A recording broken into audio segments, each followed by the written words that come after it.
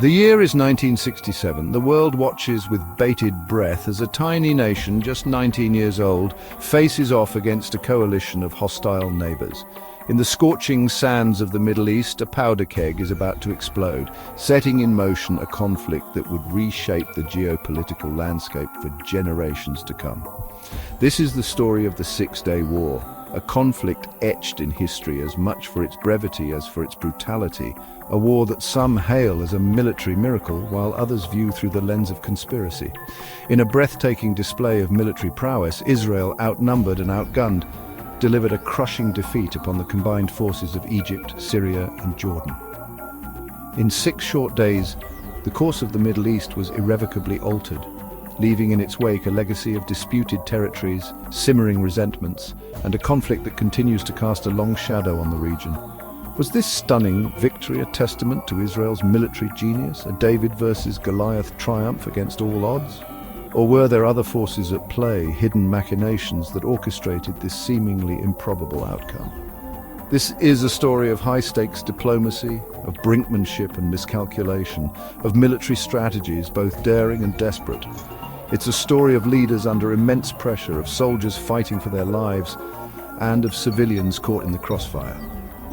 It is a story that continues to resonate today, a stark reminder of the enduring power of historical narratives and the elusive nature of peace in a region riven by conflict. As we delve into the heart of this historical maelstrom, we are compelled to ask, was the Six-Day War a remarkable feat of military planning and execution, a testament to the courage and resilience of the Israeli people? Or was it, as some believe, a conflict engineered from the shadows, a meticulously orchestrated maneuver on the grand chessboard of geopolitics? The answers, as we shall see, are complex and multifaceted, shrouded in the fog of war and the passage of time. To grasp the seismic events of the Six-Day War, we must first journey back to its roots, to the very genesis of the Arab-Israeli conflict.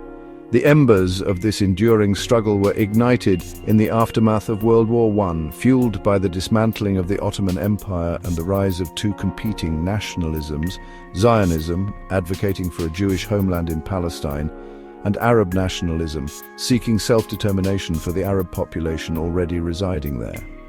The creation of the State of Israel in 1948, while a watershed moment for the Jewish people, came at a heavy price for the Palestinians.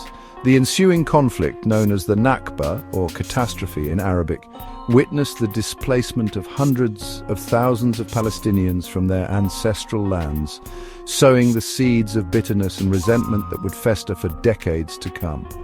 The 1948 Arab-Israeli War, culminating in Israel's victory and the expansion of its territory beyond the original UN partition plan, further exacerbated tensions.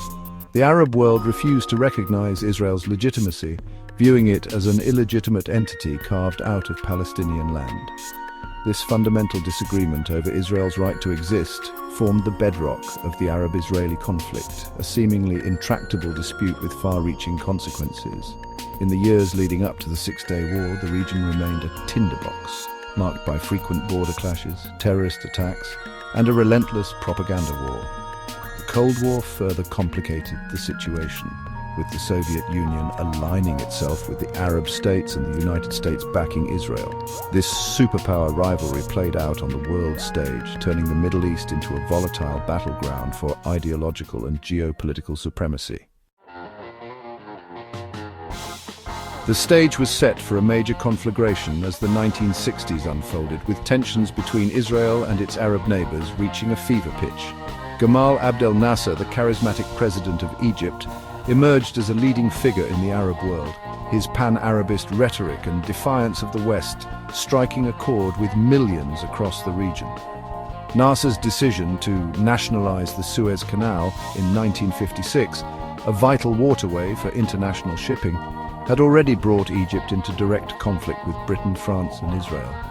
By the mid-1960s, Nasser's focus shifted decisively towards Israel. The Egyptian leader, emboldened by Soviet military aid and eager to avenge past humiliations, ramped up his anti-Israel rhetoric, vowing to drive the Jewish state into the sea.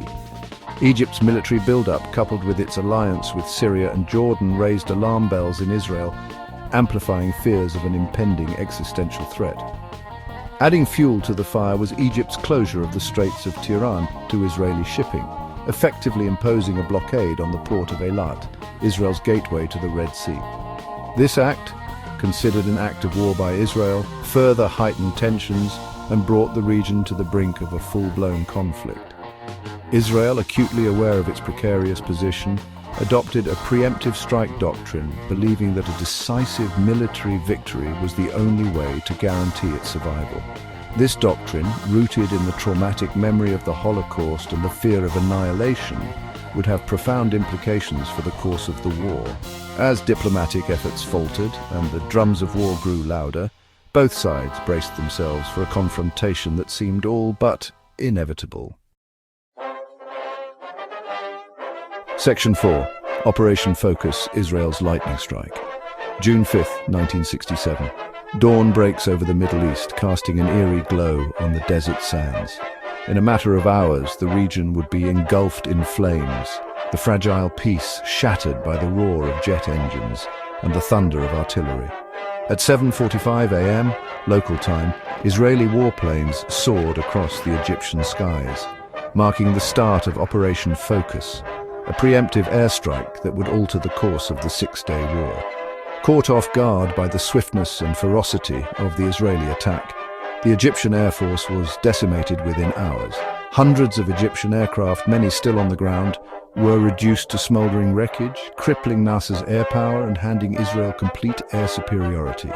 This audacious gamble, a testament to meticulous planning and daring execution, proved to be a decisive turning point in the conflict. With the skies secured, Israeli ground forces launched a multi-pronged offensive, surging into the Sinai Peninsula and Gaza, pushing back against Egyptian defenses.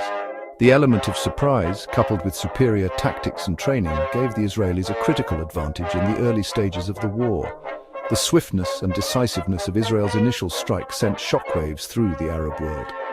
Nasser, his air force in ruins and his army reeling, found himself outmaneuvered and outgunned. The six-day war, initially envisioned as a swift victory for the Arab states, had transformed into a desperate struggle for survival.